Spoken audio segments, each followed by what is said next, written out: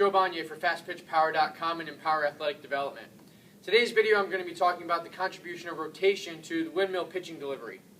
It's really a concept or a topic that I struggled with early on, at least communicating with Phil and Carly when I first started working with softball people. I saw the windmill delivery as a rotational movement, and the feedback I got was that it really wasn't, that rotation could contribute to a lot of mechanical errors, and so I believed them. I said, you guys are the pitching experts. I'm the fitness instructor. Where am I going wrong here? Because I was trying to believe what I saw as much as I was believing, Phil and Carly. So it came down to that I was really talking about rotation in a different way than they were. Long story short, when emphasized during the windmill sequence, when too much rotation is emphasized, pitchers can lose control and lose command, quite simply, and velocity as well. Okay. However, it's not to say that it shouldn't be understood how much rotation needs to be available and how rotation contributes to performance. Hopefully these diagrams that I show you today illustrate, whether you're a fitness professional, parent, coach, athlete, how your body rotates and when it needs to rotate in order to achieve optimal sequencing during the windmill delivery. When I say the pitching sequence is a rotational movement, right, it's as rotational as sprinting or walking. You cannot have optimal gait mechanics, you cannot have optimal running mechanics without the torso being able to rotate, specifically the shoulders and the pelvis, the shoulders and the hips being able to dissociate, turn away from, and reassociate, turn into, and then dissociate, turn away from in the opposite direction. You can't have optimal movement mechanics, whether it's walking, running, swinging, or pitching, without rotation. Okay? So when rotation is emphasized, rotate harder, twist faster during the sequence, things can get out of hand. When fundamental rotation of the torso and involved joints, shoulders and hips, isn't permitted and controlled, we have some issues. Okay? For fitness professionals, rehab professionals, this is a really important video to watch and understand. Hopefully I do a good job communicating. For pitching instructors, parents, and athletes, it's important to understand, I'm not quite sure how you're going to communicate this to your athletes, if you're going to train it or try to coach it. I think it's better that you understand it, that you appreciate it, that you acknowledge its existence, and then if your athlete's having some mechanical issues, maybe even physical, maybe she's having some shoulder problems or back problems, that this is something that is being brought up when talking to maybe a physical therapist or a strength and conditioning coach. Hopefully they have the understanding of the windmill sequence so they can get closer to the solution as to what mechanically might be going wrong. Okay. The most important piece of context moving forward in this video is that we're going to do a few things here. Okay, we are going to strip all the appendages from your athlete. They have no arms, they have no legs. Your pitcher is floating above the pitching rubber, just her skeleton, her rib cage, and her pelvis. That's it. No arms, no legs. You have to envision this, all right, or this isn't going to work. All right. Second thing is that we are taking a bird's eye view of this athlete. You now are floating above your athlete, okay? Above that floating skeleton. Looking down on your athlete, you're going to draw a line connecting their shoulders and another line connecting their hips. Okay? Let's turn to this first object here. With a bird's eye view of your athlete, if they're facing home plate, say this is my pitcher, she's facing home plate here. We're going to be moving this way throughout the sequence. Her shoulders and her hips are vertically stacked on top of one another, so you actually wouldn't see these two lines here, but just for demonstration purposes, I acknowledge that they're both here. They're on top of one another, they're parallel, they're both facing home plate. I am square to home plate. The line between my shoulders and the line between my pelvis. We need this reference for the remainder of this video. Okay? I'm going to show you now the sequence and how the shoulders and hips or pelvis dissociate and reassociate throughout the motion. And hopefully, I'm going to be able to point out at what points during the pitching delivery in softball terms that this occurs, so you can say whether or not, yeah, that does happen. So you'll agree with me, or maybe not. Okay? All right. First things first. Loading up. My pitcher's loading up. Shoulders and pelvis are square to home plate. I'm not turned. I'm not angled. Before I get ready to push away from the pitching rubber, everything is square to home plate. I think we all agree on that. I begin my drive away from the pitching rubber, starting to move toward home plate. My hips, okay, will remain square. My shoulders just turn slightly, okay, to allow this arm to get overhead and to begin my tracking sequence. I do not keep my shoulders square throughout the sequence. I have to turn. Do you agree with me? I hope you do. Okay. What's more important here is the shoulders here. All right, again, I didn't even talk about this. I'm so sorry. For demonstration purposes, shoulders are in red, hips are in black. Hopefully I'll illustrate that regardless throughout this remainder of the video. Okay, so I start square, I begin to move.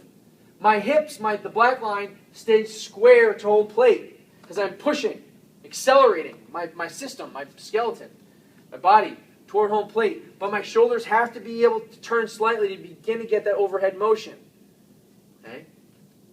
Critically here, I continue to accelerate. I turn my shoulders continue to dissociate from my hips, but my hips then begin to turn.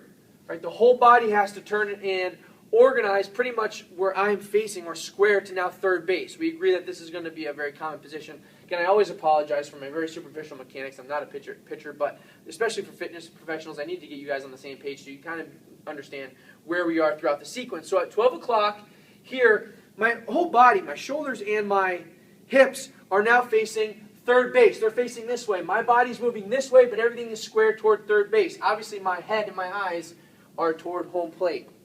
Okay? But I'm this way. I've now turned my body, okay, from being square to home plate. I've organized, and I'm now in this position. Shoulders, hips square to third base. Okay? But look at how that happened. They didn't all turn as one. Why didn't they turn as one? Because as I've talked about in previous videos, my lower body has to continue to accelerate as far as possible away from the pitching rubber. Okay? If everything turns together, I lose my ability to continue to push away or drive away from the pitching rubber. So I have to exhaust this extension out of my hips, out of my legs, while preparing my upper body to get in a good position, to get my arm overhead, which is a safe position, as well as getting a position to track, all right, and deliver, complete the remainder of the delivery. I can't stay square to home plate. I have to turn, but I also have to exhaust the extension out of my lower body. So this sequence is very, very important, not only to velocity, but to preparing ourselves to complete the rest of the delivery. This dissociation is critical. Shoulders turning away from the lower body. I'll get into the training implications because I don't want you to just think shoulders turning away from the lower body. I want you to think that the lower body is resisting turning with the shoulders. That's where the training application will come in a second. Now, boom, stride foot contacts the ground, and I am pretty much square to third base. We're saying pretty much, okay? This isn't a theoretical model. This is how it works. However, these lines and stuff are based on my own accuracy with a whiteboard and dry erase marker. So the details might be a little bit different, but we're pretty much square to third base after being square to home plate, okay? What's important is how we got there. Now, differently than the dissociation in the beginning of the sequence, once the stride foot contacts the ground, this is where confusion may occur. Okay? Once the hips and shoulders are parallel, or square to third base, the hips then dissociate away from the shoulders, turning back toward home plate. Why am I so sure of this? Because the remainder of the sequence, the athlete does not stay square to third base. They will turn. Okay? Just because rotation is not emphasized does not mean that it doesn't happen. Okay? This motion has to happen. And it happens in this manner.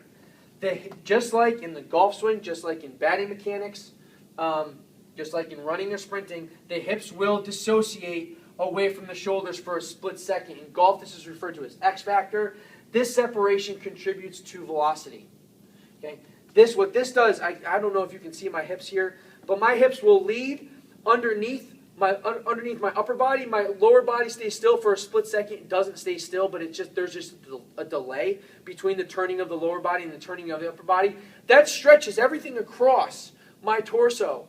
Like all these big muscles, obliques, pecs, abs, everything that's connected to each other, connecting this shoulder to this hip, right, is pre-stretched, right, and then obviously the athlete constantly delivers the pitch. That pre-stretch leads to a stretch reflex, bringing the torso around more rapidly, bringing the arm through more rapidly. We pre-stretch all those muscles and then they contract. This happens in nearly every athletic movement. I really can't think of one that it doesn't occur. So we're moving into the sequence here. You see still the dissociation. My hips are beginning to turn toward home plate. My upper body then slightly begins to follow. Okay, why am I sure of this? Again, we go back to this position. The athlete does not finish the pitch in this motion. They are not square to third base. They will turn. Just because rotation is not emphasized does not mean it does not occur. Very important. Now, also super critical, I get to this position. So, you see how my hips, black line, will go from square to third base, and then they'll begin to rotate toward home plate. Toward. Not all the way to or through. Toward. They put on the brakes. Okay? I talked about this once before, this whip analogy. They'll go from here, they'll then turn toward home plate up to release, where they will put on the brakes. This is like snapping or controlling a whip. Okay, I take the big, stiff handle, lead with the handle, I then accelerate the handle, and then put on the brakes, and the rest of the tip comes through. Okay? If the handle continues to move, there's no transfer, okay, or conservation of momentum from the heavy, stiff handle to the light, whippy tip of the whip. This has to come to a halt. So it comes to a halt, I don't know, 25 to 40 degrees away from home plate. It's not square to home plate, right? However, again, it rotates toward home plate. We go from square to third base to about, my diagram says about 45 degrees. It then puts on the brakes. You see that the difference between this black line and this black line is minimal because the pelvis is decelerating its rotation. What's happening now to the shoulders and the separation between the pelvis and the shoulders is that it's closing.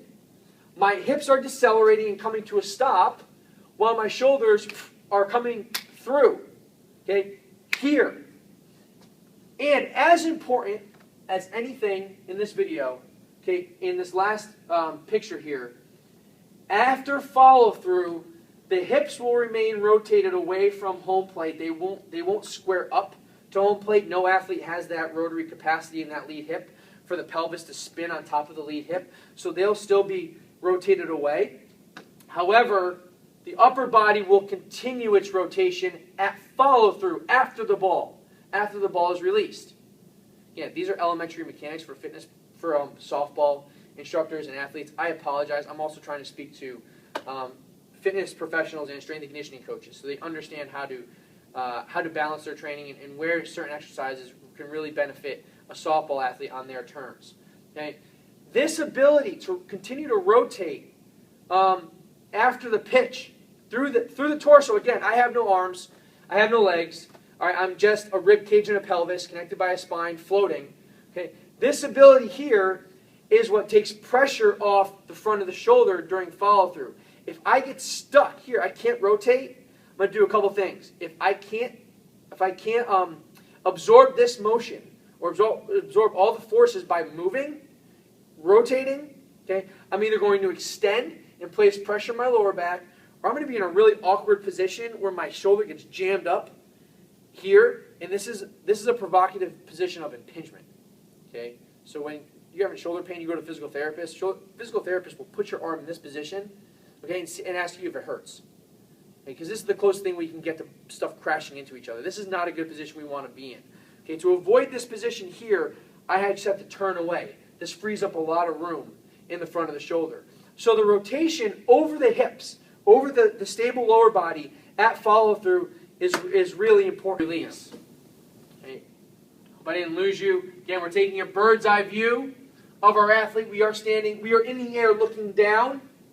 We drew a line between the shoulders and the hips, and we watched how those shoulders and hips dissociated. Again, I have no arms, I have no legs. This is how the torso would move during the pitch. In this rotation, it's natural. It doesn't just happen though. Okay, many athletes are locked up one way or another or both. Okay, and it's important that your training programs address this. Now, are we only looking to improve rotational motion availability? No. We want to make sure it's there, so we need to assess that it's there in your training program. Your athletes need to be able to rotate. Through the thoracic spine where we're designed to rotate, like I talked about, we took the legs and arms off the body for this example, but it's really important that especially on the drive leg and the stride leg, that when the foot's in contact with the ground, what allows us to rotate, to exhaust extension out of the back leg and rotate our pelvis toward third base slightly is internal rotation of the back leg, and on stride foot contact, which allows the pelvis to rotate over a stable front leg, is internal rotation and adduction of that lead hip. So rotation at the hips and the shoulders, obviously for a healthy shoulder and pitching mechanics, is important. So we need rotation in the spine, we need rotation in the hips, and we need rotation at the shoulders in your training program. But, as I kind of alluded to very early on in this video, I don't want you to just think, again, this is for fitness instructors and pitching instructors and parents and athletes, that this is all about being able to twist the lower body away from the upper body and twist the upper body away from the lower body. Okay? It's about resisting motion. In this sequence, as important as it is for the shoulders to dissociate and turn away from the hips, it's as important that the hips don't come along for the ride too early. Okay, because this allows us to exhaust what extension out of the legs to maximize velocity. Hips and pelvis can't turn too early. There has to be dissociation. At the same time, as the torso, or as the lower torso, the lower core, pelvis dissociates from the shoulders during stride foot contact through release, it's important that the upper body can, again, resist rotation. Or the rotational pull or momentum of the pelvis to achieve this, again, dissociation. Training, more often than not, your athletes will, especially female athletes, will have the mobility that they need. What they're lacking is control against movement. So for fitness and strength and conditioning professionals, core stability exercises that resist extension, exercises that resist rotation, are your answer, at least at the beginning of your training programs. So your training programs become more advanced as they progress. Okay, then you add in more dynamic movements, which challenge not only stability of the stability of the system, but specifically stability of the lower trunk on top of a mobile upper trunk or upper core, and then once again movement of a lower trunk under a static upper trunk. Okay, so we're gonna move in all directions. We're gonna move from the top down and from the bottom up as well. All right. I hope the principles are clear here, and I hope that I communicated in a way that softball community can understand, and fitness instructors, strength and conditioning professionals can understand and look at your programs and always, appreciate what you're already doing first. Are you already addressing this? Are you just not communicating it in softball terms? Okay, and for fitness, the softball community, when you look at your daughter's training program, is this being addressed? Is it already being addressed? Have you not just appreciated it in softball terms? Okay, is it being omitted? All right. For rehab professionals, okay, I believe that if you're a rehab professional, even if you're a strength and conditioning professional, you want to look for the nucleus of dysfunction. You want to get to the center of dysfunction. Okay, we can do a lot on the periphery, and we can do a lot of stuff. If you have an injured shoulder, we can work on the rotator cuff, and we can do soft tissue work and stretching and stuff for hip pain or lower back pain or anything like that. right? But what is the cause of mechanical or physical breakdown? You want to get to the nucleus of the issue. Organization, mobility and stability, pelvis and rib cage throughout the softball pitching gait, right, really is where you want to look. So I hope this gives you an idea in softball terms and both kind of exercise science terms of what exactly is happening. Questions and comments, please post below. Hope you enjoyed the video. Thanks for watching.